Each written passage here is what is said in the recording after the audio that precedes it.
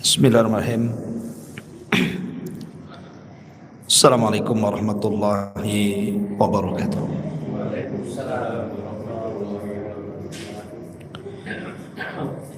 Alhamdulillah. Salatu wassalamu ala Rasulillah wa ala alihi wa sahbihi wa mawalah wa la hawla wa la quwata illa billahi wa ba'du. Alhamdulillah, segala puja dan puji hanya milik Allah subhanahu wa ta'ala. Salawat dan juga salam kita hadiahkan kepada Rasul kita Nabi besar Muhammad sallallahu alaihi wasallam. Karena kita masih di permulaan bulan Sya'ban, maka pembahasan di malam hari ini kita akan membahas tentang amalan-amalan yang dianjurkan untuk dilakukan di bulan Sya'ban.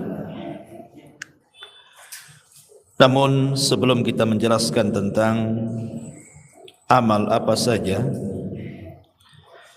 yang harus kita lakukan di bulan Sya'ban, sedikit kita akan bercerita sejarah beberapa peristiwa yang terjadi di bulan Sya'ban dulu. Kemudian kita masuk pada amalan-amalan yang dianjurkan dan hal-hal yang dilarang dilakukan di bulan Sya'ban. Ma'asyiral muslimin yang dimuliakan Allah subhanahu wa ta'ala, banyak peristiwa yang terjadi di bulan Sya'ban. Walaupun secara keutamaan bulan Sya'ban itu bukan bulan hurum, karena bulan hurum itu kan sudah jelas dimulai dari Dzulqa'dah, kemudian Dzulhijjah, kemudian bulan Muharram dan bulan Rajab. Sya'ban tidak termasuk. Artinya secara keutamaan bulan memang tidak ada. Tetapi walaupun demikian, bulan Sya'ban ini bulan bersejarah. Banyak peristiwa besar yang terjadi di bulan Sya'ban ini. Apa saja peristiwa-peristiwa di bulan Sya'ban? Yang pertama, diwajibkannya puasa Ramadan. Pertama hijrah Nabi SAW dari Mekah ke Madinah itu belum ada puasa khusus bagi kaum muslimin. Ketika itu puasanya hanya mengikuti puasanya orang Yahudi, tanggal 10 bulan Muharram. Tetapi tanggal 10 bulan Muharram Rasul puasa bertepatan dengan orang Yahudi bukan berarti Rasul mengikuti puasanya Yahudi, tidak. Tapi Rasul ketika bertanya soal alasan orang Yahudi kenapa berpuasa tanggal 10 Muharram, orang Yahudi beralasan dalam rangka menghormati Nabi Musa. Maka Rasul mengatakan kalau itu alasannya, maka kami lebih menghormati Musa dibandingkan kalian. Maka Rasul berpuasa tanggal 10 Muharram.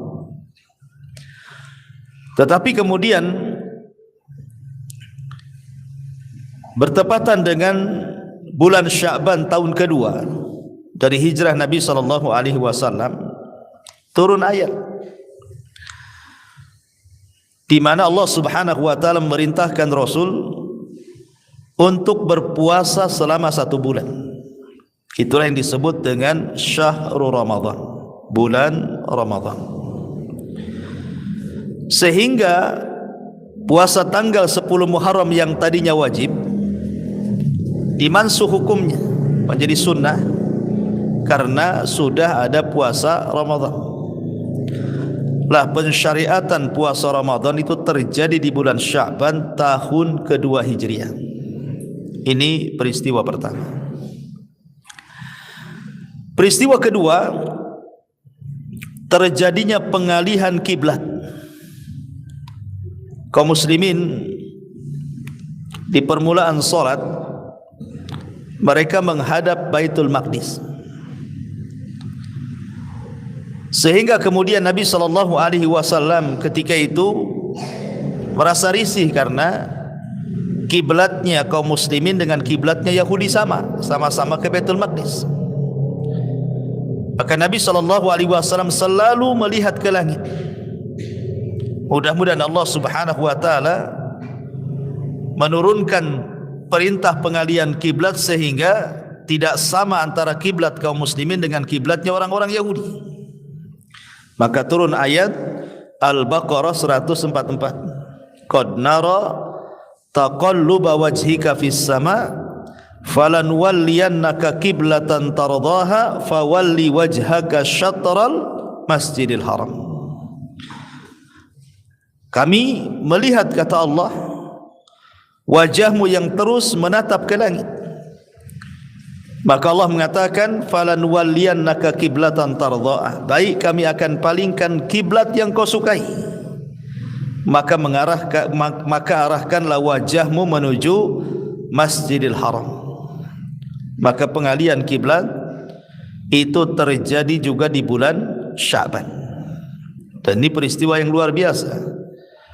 Akhirnya kaum muslimin punya kiblat sendiri menuju Baitullah Al-Haram. Ini peristiwa yang kedua. Kemudian peristiwa yang ketiga yang terjadi di bulan Sya'ban juga adalah, di antaranya adalah perang besar melawan orang-orang Yahudi yang disebut dengan perang Bani Mustalik. Perang Bani Mustalik. Lah, perang Bani Mustalik ini akhirnya dimenangkan oleh kaum muslimin. Itu pun terjadi di tahun ke-5 Hijriah, dan itu terjadi di bulan Sya'ban. Sehingga kemudian perang ini juga menjadi perang bersejarah, karena setelah perang ini juga Nabi SAW menikah dengan salah seorang yang bernama Juwairiyah. Juwairiyah ini adalah puteri daripada seorang pemimpin namanya Al-Hayyu Al-Harith ibn Dirar, dan itu pemimpinnya. Kemudian anaknya ditawan, kemudian dimerdekakan dan menikah dengan Nabi SAW, dan itu terjadi tahun ke-5 tepat di bulan Sya'ban juga, perang Bani Mustalik ini. Kemudian juga di antaranya peristiwa di bulan Sya'ban adalah meninggalnya Utsman ibn Mad'un. Utsman ibnu Mad'un. Ingat, Utsman ibn Mad'un ini sahabat yang paling dicintai Nabi, karena termasuk orang-orang yang awal-awal masuk Islam. Ketika hijrah dari Mekah ke Madinah, maka Utsman ibn Mad'un inilah sahabat yang pertama kali meninggal dan yang pertama kali dikubur di Baqi. Ini Utsman ibn Mad'un ini. Ini pun terjadi di bulan Sya'ban. Kemudian juga di antara kelahiran para sahabat yang mulia, lahirnya Abdullah ibn Zubair. Abdullah ibn Zubair, putra daripada Zubair ibn Awwam, ibundanya Asma bintu Abi Bakar, dan dia adalah orang pertama dari kalangan muhajirin yang lahir pasca hijrah. Abdullah ibn Zubair ini orang yang pertama lahir setelah hijrahnya Rasul dari Mekah ke Madinah. Maka Asma ketika itu mengandung dan melahirkan Abdullah ibn Zubair tepat di bulan Sya'ban juga. Kemudian juga lahirnya Husain ibn Ali, cucu Nabi SAW. Husain ibnu Ali itu juga terjadi di bulan Sya'ban tahun ke-4 setelah hijrahnya Nabi SAW. Kemudian juga beberapa sariyah. Sariyah ini artinya pasukan yang dikirim Nabi SAW, tapi Rasul tidak terlibat dalam pasukan itu. Di antaranya Sariyah Fadak yang ketika itu dipimpin Ali radhiyallahu an, terjadi pada tahun ke-6 Hijriah, juga terjadi di bulan Sya'ban. Kemudian Sariyah Daumatu Jandal. Sariyah Daumatu Jandal Itu pun terjadi pada tahun ke-6, terjadi di bulan Sya'ban, pemimpinnya Abdurrahman ibn Auf. Kemudian juga Sariyah Umar bin Khattab radhiyallahu an, itu pun terjadi bulan Sya'ban tahun ke-7 setelah hijrah. Kemudian Sariyah Abi Qatadah juga pada tahun ke-8 Hijriah, terjadi di bulan Sya'ban, termasuk perang Al-Jisr. Perang Al-Jisr ini tahun 13 Hijriah, 23 Sya'ban. Dan banyak lagi. Adapun para ulama, peristiwa di bulan Sya'ban, Ibnu Katsir wafat itu di bulan Sya'ban. Al-Imam Ibnu Katsir ma'ruf, pengarang kitab Tafsirul Azim Ibnu Katsir, itu wafat pada tahun ke-774 dan bulannya adalah bulan Sya'ban. Kemudian juga Al-Imam Ibn Hazm, Imam Ibnu Hazm, seorang ulama Zahiri, itu pun meninggal di bulan Sya'ban, di akhir-akhir bulan Sya'ban tahun 456 Hijriah.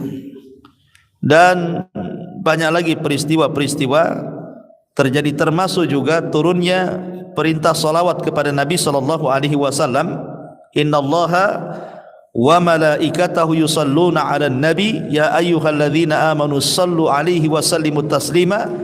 Ini pun ayat ini turun di bulan Sya'ban, memperbanyak salawat kepada Nabi sallallahu alaihi wasallam. Itu secara sejarah. Baik, kita masuk pada pembahasan. Ada beberapa riwayat yang bicara tentang keutamaan bulan Sya'ban ini.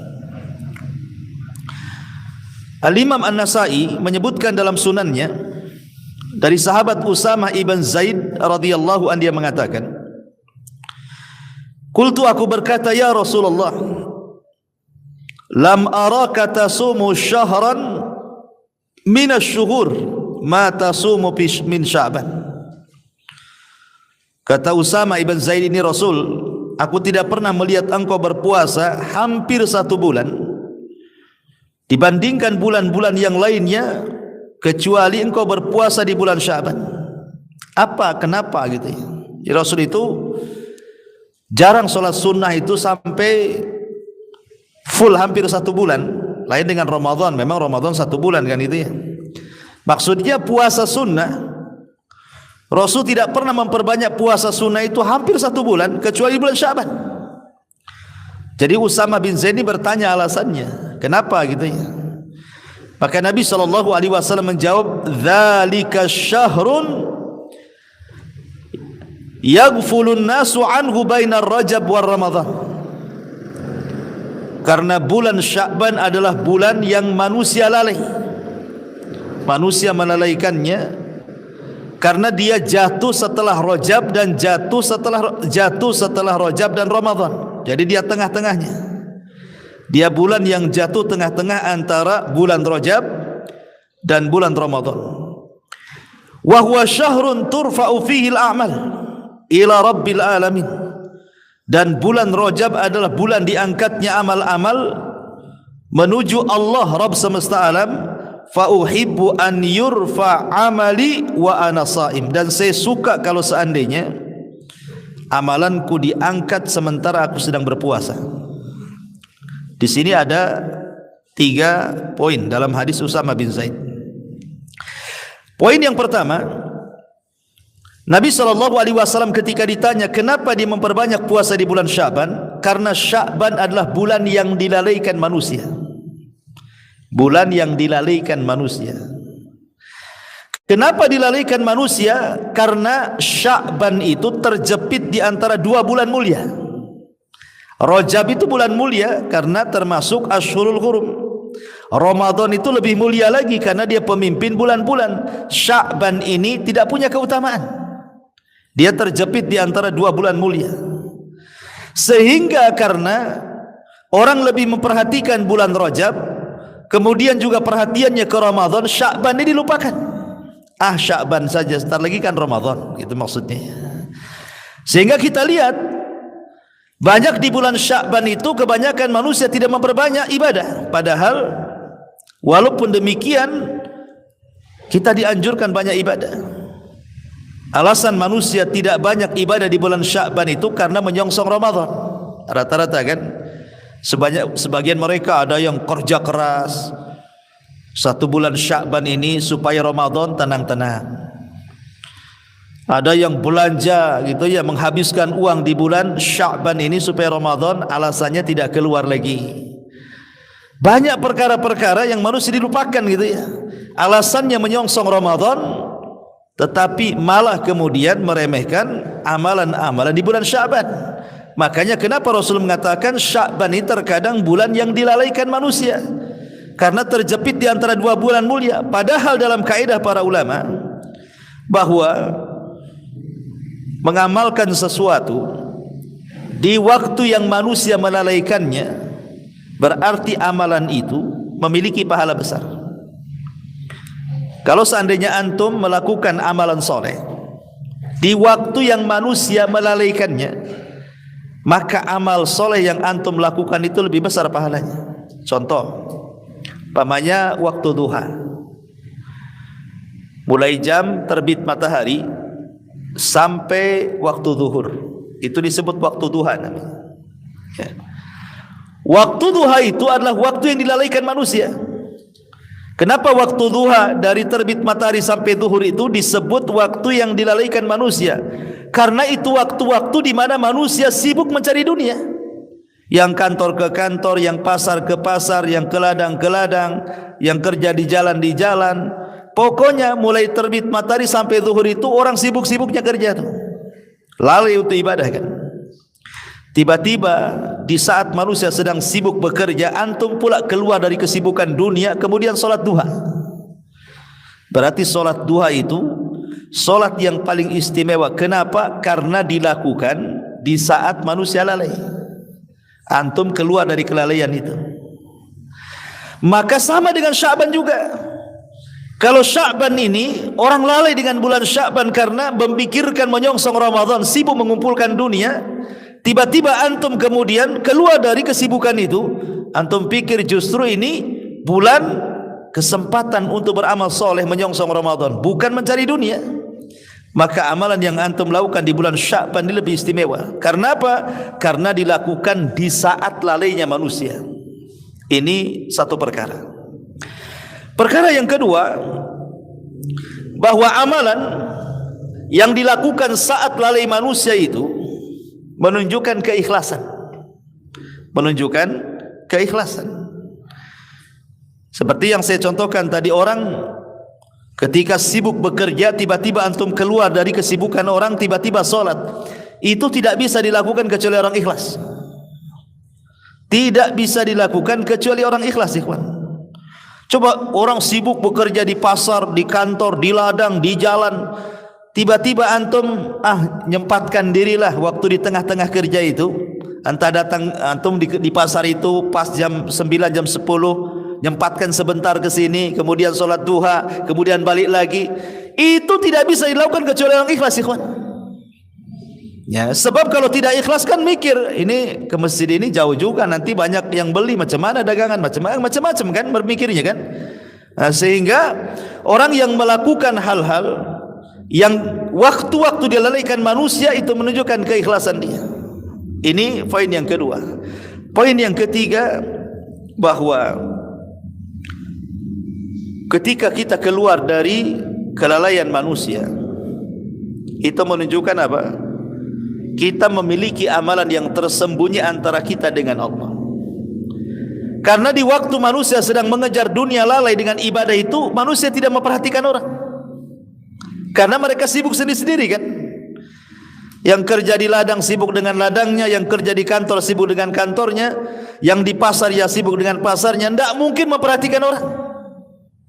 Sehingga kalau dia keluar dari kelalaian orang itu, hakikatnya dia sedang melakukan amalan yang bersendirian antara dia dengan Allah Subhanahu wa taala, dan itu amalan yang luar biasa. Amalan yang tidak ada yang tahu kecuali dia dengan Allah Subhanahu wa taala saja. Saya contohkan hadis Abu Umamah. Ketika Nabi sallallahu alaihi wasallam tergerak untuk datang ke masjid di luar waktu salat, ketika waktu duha, kan orang lagi sibuk tuh di masjid, nggak ada orang. Nabi datang ke masjid. Tentu yang menggerakkan Allah untuk Rasul itu datang ke masjid. Rupanya dalam masjid itu ada seorang laki-laki, namanya Abu Umamah. Kemudian Nabi SAW mengatakan, "Ya Aba Umamah, ngapain kau di masjid? Ini bukan waktu solat," katanya. "Ini waktunya orang kerja, ngapain kau di sini?" Maka Abu Umamah mengatakan, "Ya Rasulullah, humumun lazimatni wa duyunun." Rasul, bingung aku, katanya. Keluh kesah, gelisah, banyak hutang Rasul, katanya. Maka Nabi SAW mengatakan, "Ya Aba Umamah, maukah ku ajarkan kepadamu satu kalimat yang kalau kau baca di pagi dan sore hari, ku jamin bingungmu hilang, hutangmu terlunasi," katanya. Maka Abu Umamah mengatakan, "Tentu wahai Rasul, apa kalimat-kalimat itu?" Maka Nabi SAW mengatakan, "Qul ya Aba Umamah," katakan ya Aba Umamah, "Allahumma inni a'udzubika minal hammi wal hazan." Ya Allah, aku berlindung kepadamu minal hammi wal hazan, dari kebingungan dan kesedihan. Minal ajzi wal kasar, dari kelemahan dan juga kemalasan. Minal jubni wal bukhli, dari ketakutan dan kebakhilan. Wa min ghalabatil daini wa qahrir rijal, dan berlindung kepadamu ya Rabb dari terkalahkan hutang atau dikalahkan manusia. Maka Abu Umamah mengatakan, ketika aku terus melakukan amalan ini pagi dan petang, maka dalam waktu yang sebentar Allah hilangkan duka citaku dan Allah lunasi hutang-hutangku. Syahidnya di sinilah Abu Umamah bersendirian dengan Allah. Ketika dia sedih, stres, banyak hutang, banyak masalah, kemana dia mengadu? Ke masjid. Karena masjid itulah silah antara kita dengan Allah. Hubungan kita dengan Allah itu paling dekat di masjid. Makanya Abu Umamah ketika ada masalah masuk ke masjid, kemudian sholat, berdoa, dan Allah kabulkan diutusnya Rasul SAW. Dilangkahkan kakinya menuju masjid. Siapa yang melangkahkan kaki Rasul ke masjid kalau bukan karena Allah? Siapa yang menggerakkannya? Doanya Abu Umamah. Ya. Jadi amalan bersendirian dengan Allah itu bisa menggerakkan semuanya. Jadi itu amalan yang luar biasa. Lah orang yang melakukan amalan di bulan Sya'ban itu hakikatnya dia sedang bersendirian dia dengan Allah, karena bulan ini bulan dilalaikan manusia. Ini 3 poin. Yang pertama, bahwa bulan Sya'ban itu bulan yang dilalaikan manusia antara Rajab dan Ramadan. Yang kedua, dalam hadis ini Nabi SAW mengatakan, "Wa huwa syahrun turfa'u fihi al-a'mal ila rabbil alamin." Bulan Sya'ban itu adalah bulan diangkatnya amal-amalan menuju Rabbul Alamin, Allah Subhanahu wa taala. Ma'asyiral muslimin yang dimuliakan Allah Azza wa Jalla, kita tahu bahwa amalan kita ini diangkat oleh Allah Subhanahu wa taala lewat para malaikat itu di tiga waktu. Di 3 waktu. Maksudnya ada yang sifatnya harian, ada yang sifatnya pekanan, mingguan, ada yang sifatnya tahunan. Adapun yang sifatnya harian itu berdasarkan hadis Nabi SAW. Kata Nabi SAW, yata'aqabuna fikum malaikatul laili wa malaikatun nahar. Jadi Allah Subhanahu wa taala setiap hari itu menugaskan ada malaikat-malaikat itu yang mencatat kebaikan. Ada yang mencatat di siang hari, ada yang mencatat di malam hari. Malaikat ini tugasnya mencatat kebaikan saja, dia tidak mencatat keburukan. Karena sudah ada Raqib dan Atid. Kalau Raqib dan Atid kan semua dicatat dia. Tapi malaikat-malaikat ini dia tidak mencatat kecuali kebaikan. Kebaikan yang dilakukan hamba Allah di malam hari dan kebaikan yang dilakukan hamba Allah di malam hari. Jadi ada 2 sip malaikat. Ada malaikat sip siang, ada malaikat sip malam. Ya. Makanya Rasul mengatakan malaikatul bil laili wa malaikatu bin nahar. Ada malaikat yang ditugas di malam hari, ada malaikat yang bertugas di siang hari. Jadi ada sip-sipan malaikat ini. wa yastami'una fi salati subhi wa salatil asri, di mana dua malaikat ini berjumpa di dua salat. Pertama salat asar, yang kedua salat subuh.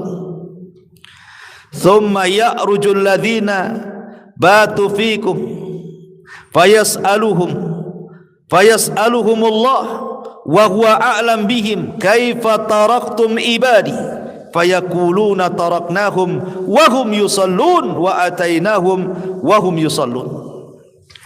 Lah ketika malaikat ini berjumpa di dua waktu ini, jadi malaikat malam mulai dari asar sudah mencatat amal kita ini, apa saja setelah asar amalan-amalan kita itu. Kemudian habis maghrib apa saja yang kita lakukan. Kemudian habis isya apa saja kita lakukan. Kemudian sebelum tidur apa saja yang kita lakukan. Terus sampai ketika bangun tidur, apa yang dilakukan dari kebaikan terus dipantau malaikat ini dan dicatat sampai waktu subuh. Lah ketika datang waktu subuh, manusia sudah solat subuh, sedang solat subuh, terhentilah catatan malaikat malam ini untuk ganti sip. Ya. Jadi setelah malaikat malam mencatat kebaikan kita itu, maka mereka di waktu manusia sedang solat subuh, mereka naik. Ketika mereka naik, turun malaikat yang mencatat kebaikan di siang hari. Kemudian akan mencatat kebaikan kita selepas subuh, zuhur, sampai waktu asar. Nanti di waktu asar nih, malaikat yang mencatat kebaikan di siang hari, di saat manusia sedang solat, maka malaikat naik. Di waktu yang sama, malaikat yang mencatat kebaikan di malam hari turun. Begitu setiap harinya. Pertemuannya di waktu subuh dan asar. Lah setiap malaikat nih yang sudah mencatat kebaikan-kebaikan hamba-hamba ini, baik siang ataupun malam, langsung menghadap Allah. Maka Allah Subhanahu wa taala bertanya, "Ma taraktum ibadi?" Sedang apa kau tinggalkan hamba-hambaku? Maka malaikat-malaikat, padahal Allah sudah tahu, tentu Allah bertanya seperti itu, bukan berarti Allah jahil, tidak, Allah tahu. Tetapi Allah Subhanahu wa taala hanya ingin menanya saja, padahal dia sudah tahu. Maka para malaikat ini mengatakan, taraknahum wa hum yusallun wa atainahum wa hum yusallun. Kami tinggalkan mereka sedang solat dan kami datang mereka sedang solat. Maksudnya kami tinggalkan mereka sedang solat subuh dan kami datang mereka sedang solat asar. Jadi dua solat itulah pertemuannya. Ini namanya amalan harian. Setiap hari amalan kita diangkat, waktu asar dan subuh. Makanya kenapa dua waktu solat ini istimewa. Rasulullah SAW sampai mengatakan, man hafadha ala baradaini dakhalal jannah. Siapa yang menjaga dua waktu solat ini dijamin masuk surga. Maksudnya subuh dan asar. Dan sebagian ulama mengatakan subuh dan asar itu disebut dengan solat wusta, yang Allah katakan hafidhu ala salawati was salatil wusta. Jaga oleh kalian dua solat wusta. Solat wusta itu maksudnya solat asar ataupun solat subuh. Walaupun khilaf mana sebenarnya yang dimaksud solat wusta, asarkah subuhkah? Ada yang mengatakan asar, ada yang mengatakan subuh. Bagi yang mengatakan asar solat wusta berdasarkan nas. Ketika Nabi perang Khandaq, Rasul sampai tidak sempat solat asar kecuali waktu maghrib. Rasul marah dan mengatakan, semoga Allah memenuhi kuburan-kuburan orang-orang musyrik itu karena mereka mengakhirkan solat wusta pada waktunya. Lah ketika itu Rasul mengakhirkan solat asar, berarti berdasarkan nas bahwa solat wusta itu solat asar. Bagi yang mengatakan bahwa solat wusta itu solat subuh, karena solat subuh itu solat pertengahan, dia tidak ada gandengannya. Zuhur ada gandengannya dengan asar, maghrib ada gandengannya dengan isya, subuh tidak ada. Makanya dia satu-satunya solat yang tidak bisa dijamak. Ya kan, yang bisa dijamakan zuhur dengan asar, itu kalau solat siang. Kalau solat malam maghrib dengan isya, subuh tidak bisa. Dia tidak bisa dijamak dengan isya, nggak bisa juga dijamak dengan zuhur. Dia sendiri. Ya, makanya disebut wusta, dia tengah-tengah, dia nggak ada gandengannya dia. Dia tidak masuk pada solat malam maghrib dengan isya, dia tidak masuk pada solat siang zuhur dengan asar, makanya disebut wusta. Ada juga yang mengatakan seperti itu. Ini yang pertama. Amalan kita setiap hari itu diangkat pada waktu asar dan pada waktu subuh. Yang kedua, yang sifatnya mingguan atau pekanan berdasarkan hadis yang dikeluarkan Imam Muslim dari Abi Hurairah radhiyallahu anhu. Nabi SAW mengatakan, tuftahu abwabul jannati yaumal itsnaini wa yaumal khamis. Allah Subhanahu wa taala membuka pintu-pintu sorga di hari Senin dan di hari Kamis. Fayughfar likulli 'abdin la yusyrik billahi syai'an illa rajulan kanat bainahu wa baina akhihi syahna. Maka akan diampuni pada tiap-tiap hamba yang tidak menyekutukan Allah sedikit pun, kecuali seseorang yang punya masalah dengan saudaranya, bertengkar dengan saudaranya, maka tidak akan diangkat amalannya. Jadi yang sifatnya pekanan, amalan kita diangkat setiap Senin dan Kamis. Makanya di situ ada syariat puasa Senin Kamis, ya. Lah yang sifatnya tahunan, inilah di bulan Sya'ban. Di bulan Sya'ban sifatnya tahunan. Allah angkat amalan kita setiap setahun sekali di bulan Sya'ban. Tetapi perlu diketahui bahwa tidak ada satupun riwayat yang sahih, tidak ada satupun riwayat yang sahih yang bicara tentang keutamaan nisfu Sya'ban. Tidak ada. Tidak ada satupun riwayat yang sahih, sekali lagi, yang berbicara tentang keutamaan nisfu Sya'ban, pertengahan Sya'ban, kecuali satu riwayat. Satu riwayat. Inilah satu-satunya hadis yang disahihkan oleh Syekh Nasiruddin Al-Albani rahimahullah ta'ala. Tapi dari sekian banyaknya hadis tentang keutamaan nisfu Sya'ban itu tidak ada, kecuali satu saja, disebutkan oleh Syekh Nasiruddin Al-Albani rahimahullah ta'ala dalam silsilah as-sahihah, yaitu riwayat dari Ibnu Majah dari sahabat Abi Musa Al-Asy'ari radhiyallahu an, dari Nabi sallallahu alaihi wasallam, Rasul bersabda, innallaha la yattali'u fi lailatin nisfi min Sya'ban fayaghfiru li jami'i khalqihi illa li musyrikin aw munafiq. Sesungguhnya Allah akan menampakkan di malam pertengahan Sya'ban, dan Allah akan mengampuni seluruh makhluknya kecuali dua orang. Pertama orang musyrik, yang kedua orang munafik. Orang musyrik dan orang munafik. Dalam riwayat, orang-orang yang ada dalam hatinya syahna, permusuhan antara dia dengan orang lain. Maka berdasarkan hadis ini dan hadis yang lainnya, hadis yang kita baca tadi, bahwa Allah Subhanahu wa taala mengangkat amalannya, kemudian hadis yang disahihkan Syekh Albani rahimahullah taala di sini, bahwa dalam setahun itu ada bulan yang amalan kita akan diangkat oleh Allah Subhanahu wa taala, kecuali dua manusia. Dua manusia ini tidak akan diangkat amalannya. Subhanallah, ya. Hati-hati, ini dua perkara tidak boleh ada di bulan Sya'ban.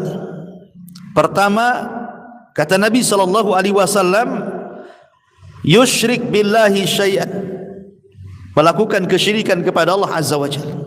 Jangan melakukan kesyirikan di bulan Sya'ban.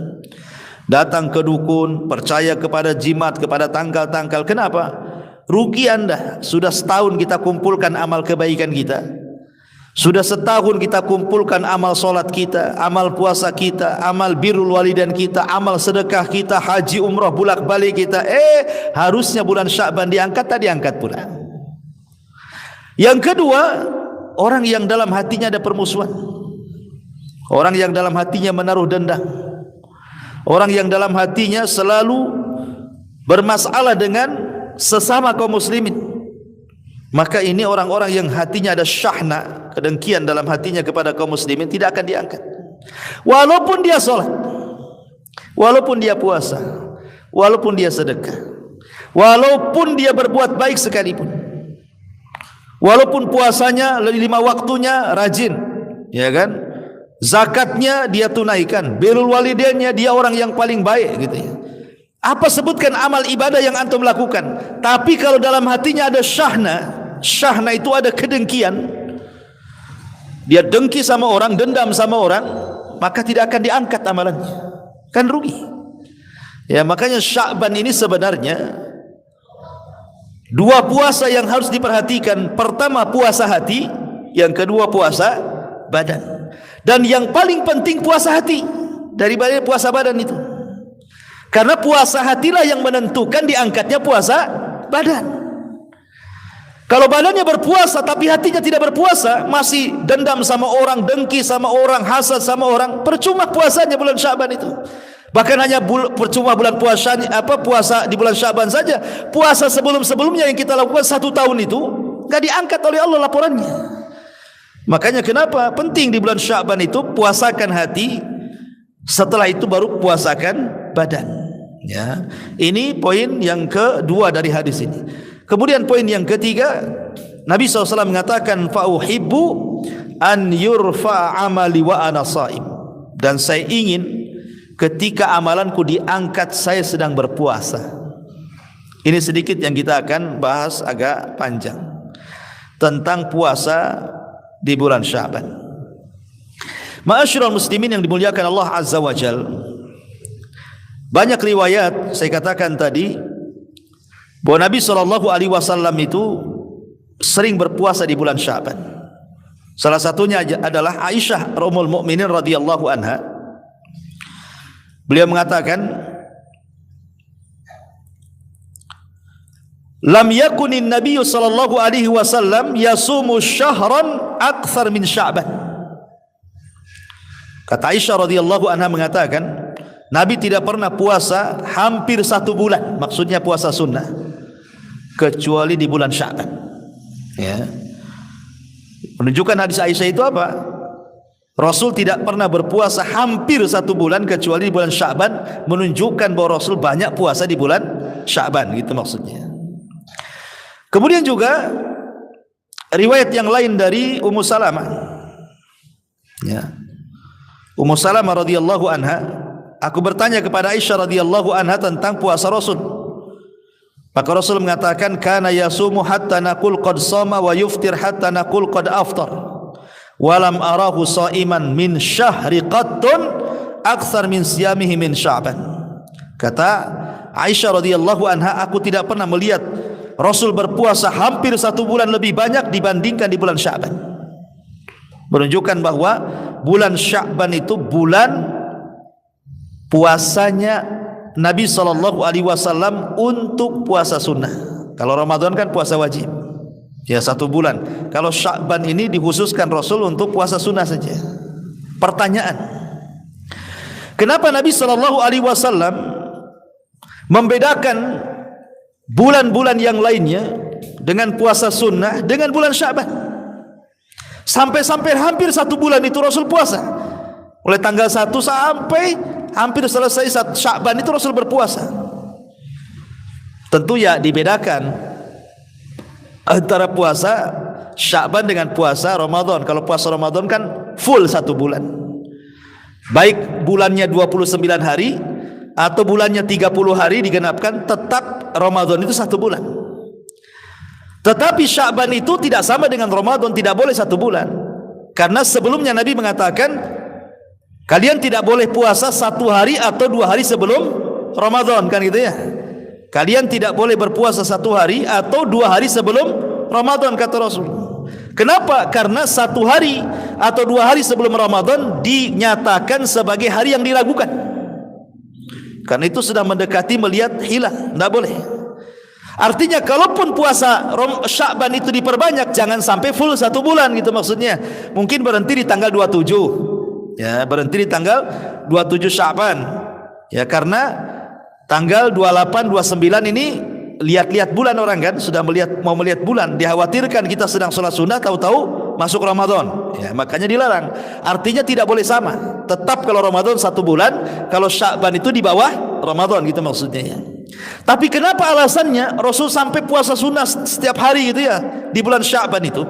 Walaupun ada sebagian ulama mengatakan maksudnya Rasul memperbanyak puasa di bulan Sya'ban itu maksudnya puasa-puasa sunnah yang sudah ada, seperti Senin Kamis, puasa Daud, puasa Ayyamul Bid, gitu maksudnya gitu ya. Tapi ada juga yang mengatakan tidak, ya puasa sunnah dari mulai tanggal 1 Sya'ban sampai tanggal 27 Sya'ban, gitu maksudnya ya. Jangan lewat 1 atau 2 hari sebelum Ramadan gitu. Ini alasannya. Pertama, alasannya karena Nabi SAW itu suka safar.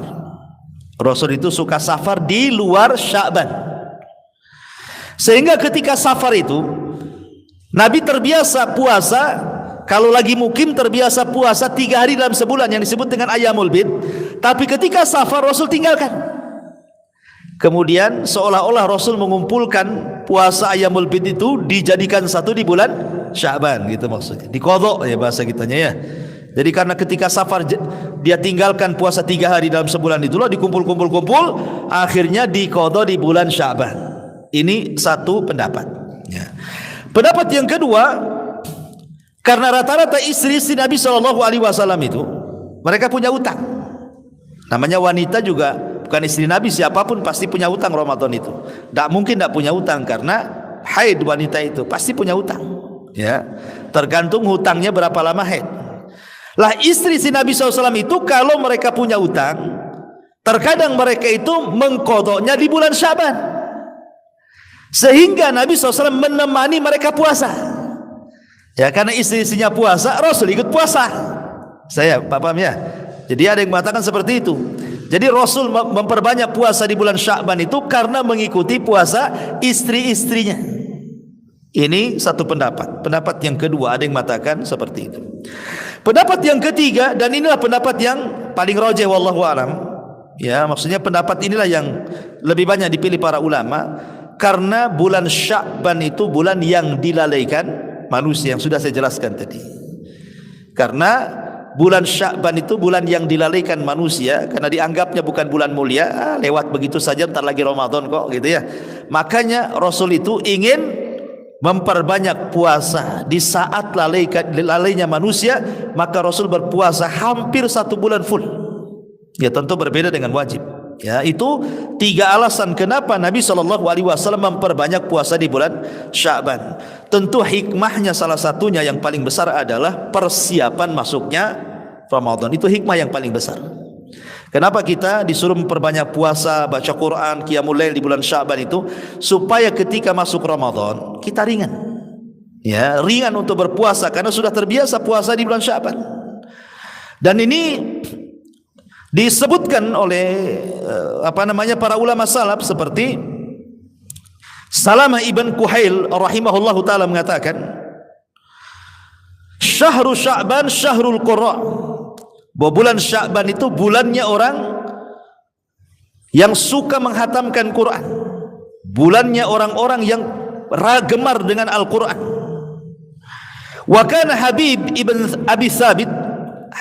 Abi Thabit rahimahullahu taala, idza dakhala Sya'ban, apabila masuk bulan Sya'ban, dia mengatakan hada syahrul qurra, ini bulannya para pencinta Quran. Jadi para ulama salaf itu menjadikan bulan Sya'ban itu bulan murajaah Al-Quran. Mereka memperbanyak baca Quran, menghafal Quran, murajaah lagi Al-Quran, supaya ketika masuk Ramadan mereka punya hafalan, mungkin hafalannya sudah lancar bacaannya, sehingga kalau menghatamkan di bulan Ramadan cepat. Ya.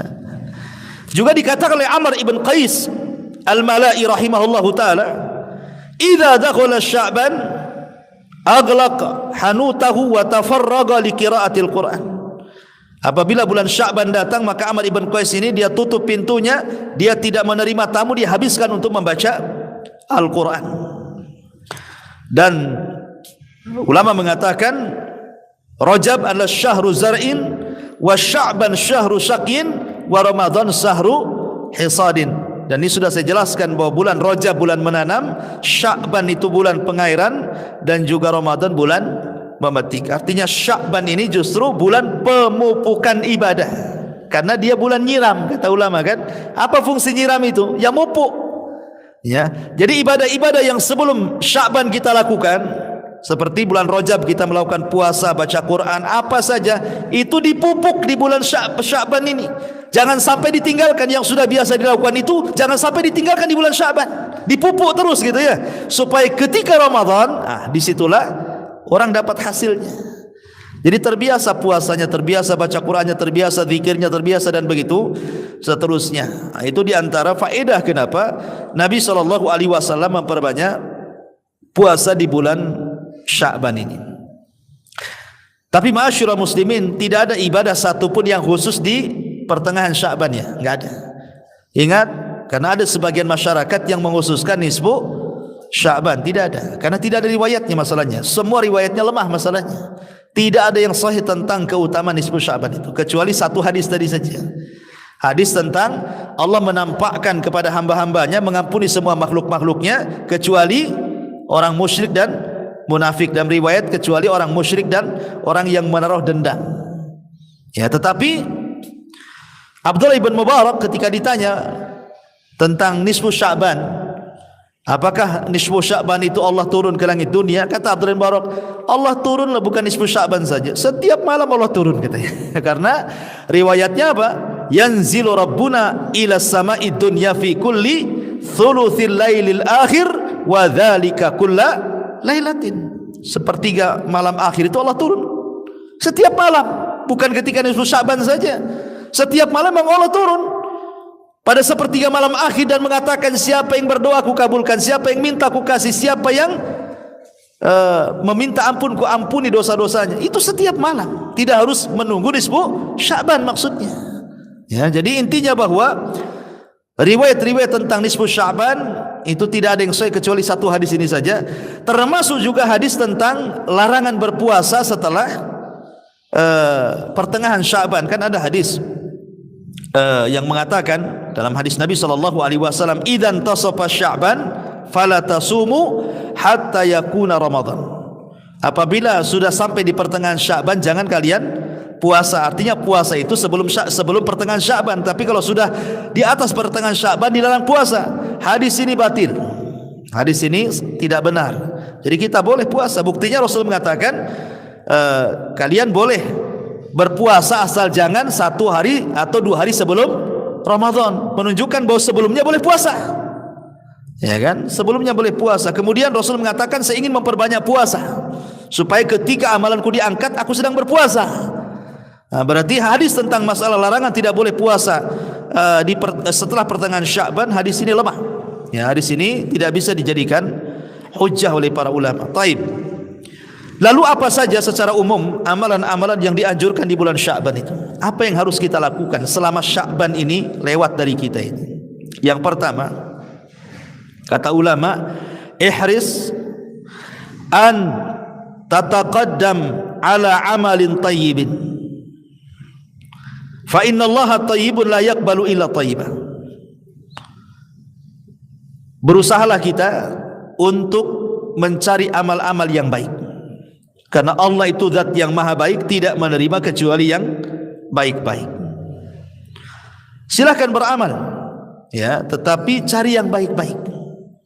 Seperti mamanya seseorang mencari nafkah untuk keluarga, cari yang baik-baik.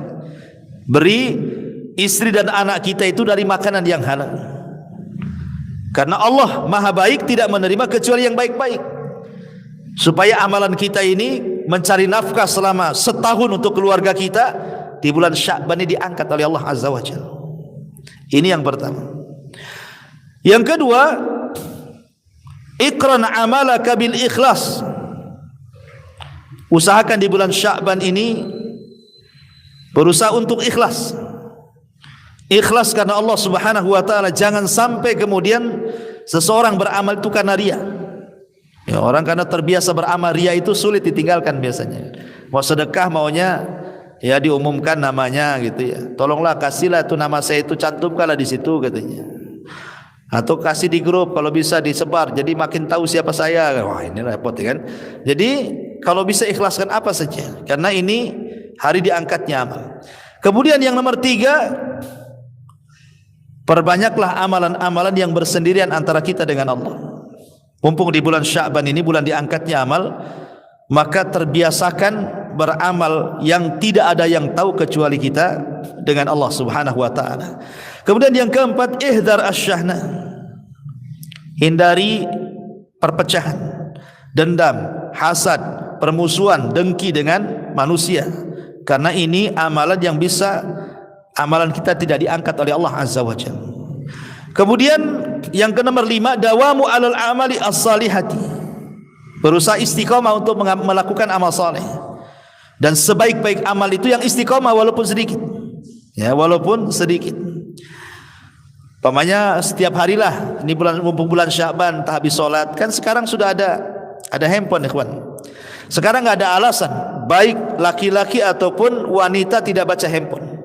Umpamanya perempuan mengatakan, saya lagi haid Ustaz, kan tidak boleh pegang mushaf. Betul, kita katakan wanita tidak boleh pegang mushaf, tapi wanita tidak dilarang pegang handphone. Ingat ya, wanita memang dilarang pegang mushaf, tetapi wanita tidak dilarang pegang handphone, sehingga tidak ada alasan untuk tidak baca Quran. Kan di handphone ada aplikasi Quran, kita bisa buka kan. Ketika kita menyentuh, umpamanya ini handphone nih, ada aplikasi Quran, kemudian kita sentuh seperti ini, apa kita sedang menyentuh mushaf? Tidak, kita sedang menyentuh kaca handphone. Ya, beda kalau mushaf cetakan. Kalau mushaf cetakan, wanita haid mengambil kemudian disentuh, dia sedang menyentuh mushaf, nggak boleh. Ya, nggak boleh menyentuh mushaf tuh. Tapi kalau menyentuh handphone nggak ada larangan, karena handphone ini bukan mushaf. Kenapa dikatakan bukan mushaf? Karena handphone ini mushafnya kadang tenggelam, kadang muncul, tergantung kita.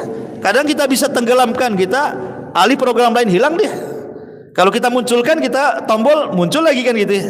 Berarti ini bukan mushaf. Ini hanya alat elektronik saja. Makanya para ulama kontemporer ketika membahas masalah hukum mushaf elektronik dengan mushaf cetakan yang ma'ruf Utsmani itu beda. Kalau mushaf elektronik ini bukan mushaf, sehingga siapapun boleh memegang, termasuk juga antum meletakkan di mana saja boleh. Ya kan? Asal ketika tidak nampak program mushafnya. Pamannya lagi ada Qur'annya tidak boleh asal letak aja antum. Tapi kalau sudah antum hilangkan, antum cari program lain, kemudian tertutup program mushafnya, kemudian kita katakan handphonenya saya letak begini, di mana saja boleh. Tapi mushaf nggak boleh antum sembarang. Ya, karena antum suka letak di mana-mana kan handphone itu kan, sembarang kan. Kadang keduduk pula kan gitu ya, nggak sadar kan. Ya, makanya ulama mengatakan itu bukan mushaf, itu handphone. Ketika itulah maka dibolehkan wanita-wanita haid boleh membaca Quran dari handphone. Nggak ada alasan untuk tidak baca Quran. Kalau beralasan karena megang mushaf, itu bukan mushaf, nggak ada alasan lagi. Cuman ingat, walaupun demikian tidak boleh dimasukkan ke kamar mandi ketika masih muncul program Qurannya, walaupun satu ayat tak boleh. Kalau memang ingin masuk kamar mandi, ya dihilangkan dulu programnya, baru masuk kamar mandi boleh.